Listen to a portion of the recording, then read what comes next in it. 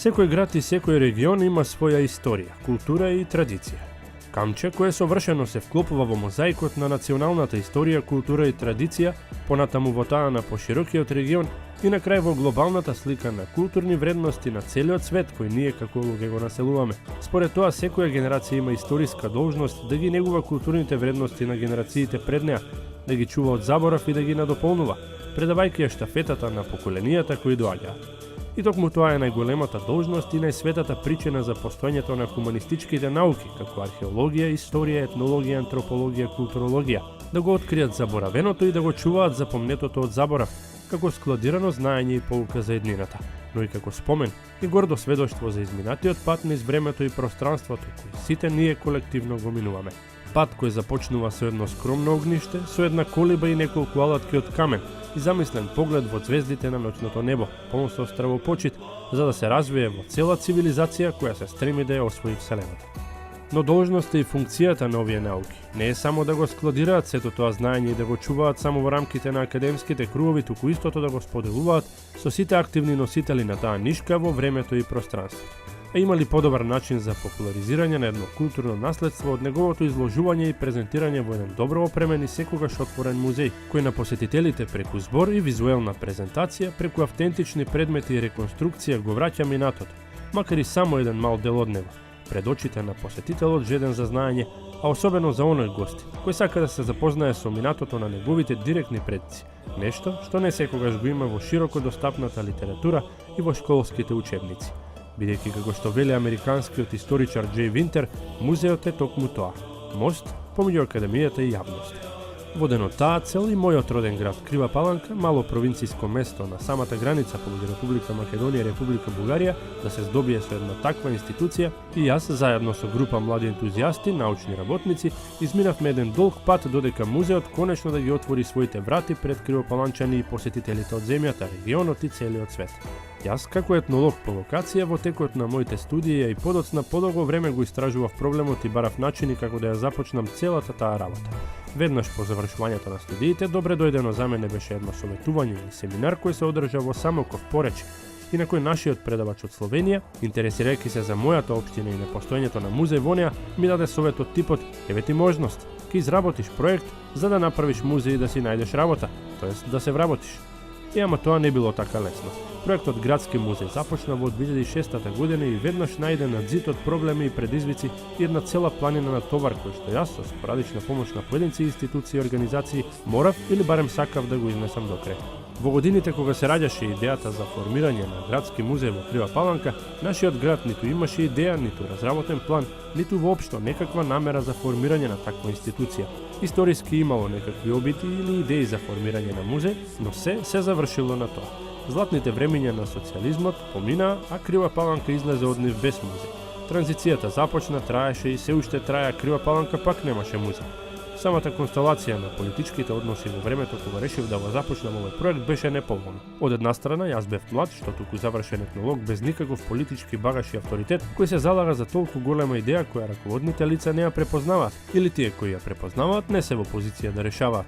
Од друга страна имате едно министерство кое во 2004 година си направило една поделба на национални и локални установи и кога образлагате идејата на државно ниво, тие ви велат дека со тоа немаат ништо и оти треба да се обратите до општината. А општината е приказна за себе, бидејќи политичката гарнитура која раководи општина Крива Паланка во тоа време е во опозиција во однос на централната власт со која е во никакви меѓусебни односи, а особено кога станува збор за формирање на нова установа.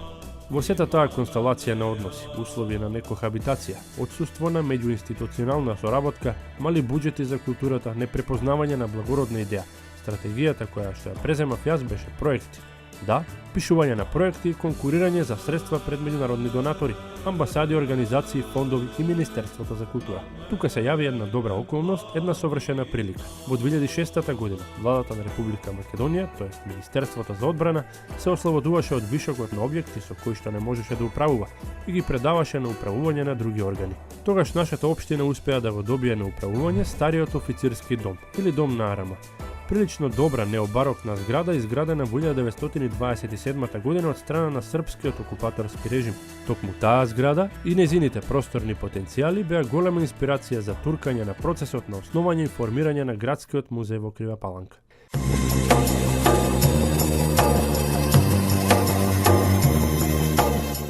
Веќе следната година, општината за прв пат доби грант за реконструкција на дел од објектот преку проектот Планините си подаваат раце, финансиран од Европската унија преку ФАРЕ КАРЦ програмата за добрососедство помеѓу Република Македонија и Република Бугарија, со кој што извршивме реконструкција на дел од внатрешноста на зградата, целосната фасада, столарија и кровната конструкција, како и дел од партерното уредување. Во дел од зградата адаптиравме туристички инфоцентар и тие простории денес ги користат вработените на музеот. Работите понатака течеа спонтано, понекогаш со мали, понекогаш со големи осцилации. За средства пред донаторите и Министерството конкурирав час преку музеот, без жиросметка, час преку општината. Обидите често беа и неуспешни. Донаторите беа скептични, или немаа фокус на културни проекти, или едноставно не финансираа формирање на установи, но откажувањето не е мој стил на работа. Работите околу музеот добија една поинаква динамика во 2009 година, при промената на власта на локално ниво. Во Крива Паланка тоа лето престојуваа мои роднини од Соединетите Американски држави, потомци на иселеничка од Крива Паланка, кои изразија желба, откако им ја презентирав идејата, да донираат определени средства за основање на музеот.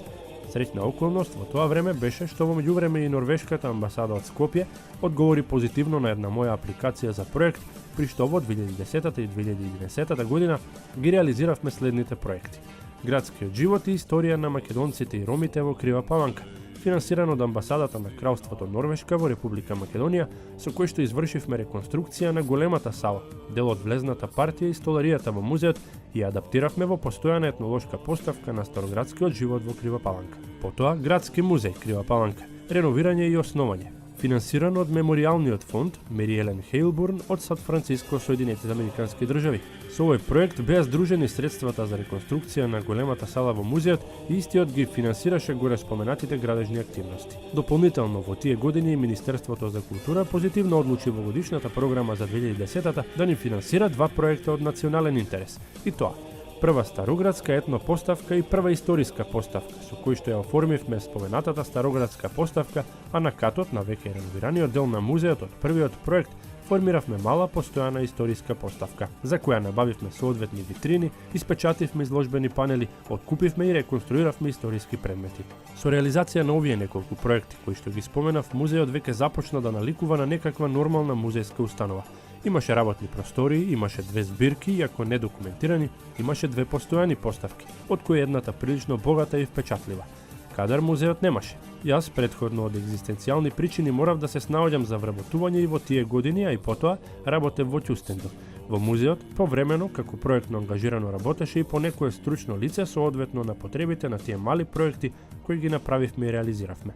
Уште поголем интензитет работите добија кон крајот на 2011 и почетокот на 2012 година, кога Министерството за култура ни одобри известна сума на средства за проектот реконструкција на работни простории, депоа, изведба на влезна партија и партерно уредување на дворот на локалната установа Градски музеј Крива Паланка, со кој што извршивме реконструкција на работните простории во приземниот дел на музеот, депото, работилницата за конзервација, изградивме влезна партија и партерно го уредивме делот од дворот на музеот. Внатрешно поврзување на постојаните поставки беше следниот проект со кој што општина Крива Паланка со сопствени средства изврши отстранување на електричната табла и отворање на простор за непречена комуникација помеѓу постојаните поставки на приземјето и катот, што беше од суштествена важност за непречена работа на ангажираните лица и континуираност во презентација на поставките.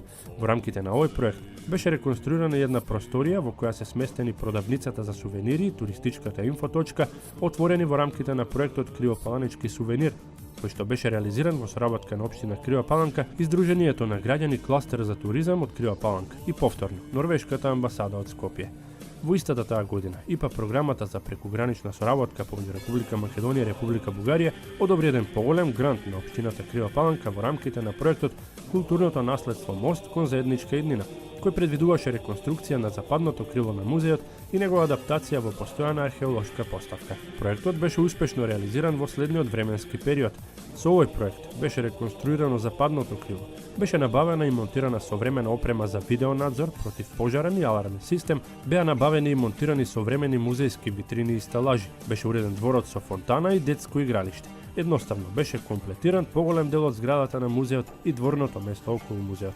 А во реконструираниот простор беше поставена првата постојана археолошка поставка. Ова накратко беше така наречениот инвестициски дел на приказната за формирање на музеот. Токму на тој дел во изминатите години беше даден и најголем акцент од моја страна и од страна на градоначалникот. Сепак, за да докажеш дека тоа може да се направи, истото мора и да се види. А тоа што се гледаше ја промени свеста и кај раководството, и кај населението и кај министерството. Одеднаш, тука веќе постоеше нешто што не можеше да се игнорира. Од аспект на граѓаните на Крива Паланка мораше да се вреднува. Кривопаланчани веќе имаа со што друго да се пофалат освен со манастирот, кој е препознатлив знак за градот. Но, паралелно со инвестицискиот, ние го туркавме институционалниот дел на музеот. Уште во 2010 година со општина Крива Паланка ја донесовме програмата за развој на музејската дејност 2010-2014, во која ги утврдивме целите и приоритетите на развојот на дејноста. Истовремено, подготвивме елаборат за основање, организација и работа на локалната установа Градски музеј Крива Паланка. Од тогаш наваму беа донесени и другите акти и материјали за работа на музеот, пропишани со закон, од типот на валоризација на збирки, минимум простор за поставки, минимум простор за депоа, елаборати за противпожарна заштита и друго.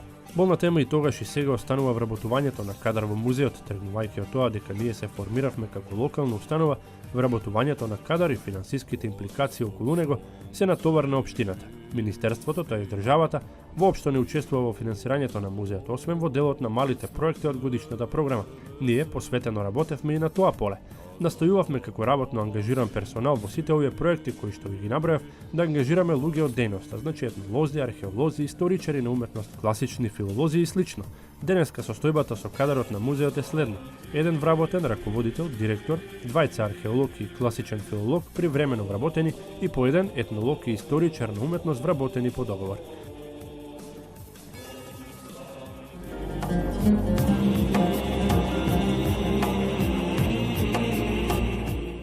Но и покрај сите тешкоти, благодарение на огромниот ентузијазам од страна на ангажираните лица, како и разбирањето на кое наидовме од некои инстанции и групи на граѓани. Денес, локалната установа Градски музеј работи со полна парија со сите обележја на еден современ музеј, располага со 3-4 изложбени сали и тоа, постојана етнолошка староградска поставка, постојана историска поставка, постојана археолошка поставка, уметничка галерија.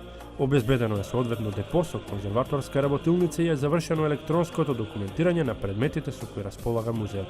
Оваа година беа реализирани и други проекти: заштитни археолошки истражувања на локалитетот Градиште во село Градец, етнолошка збирка, откуп на предмети, историска збирка, откуп на предмети, плакатирање, поставување на инфотабли во централното градско подрачје.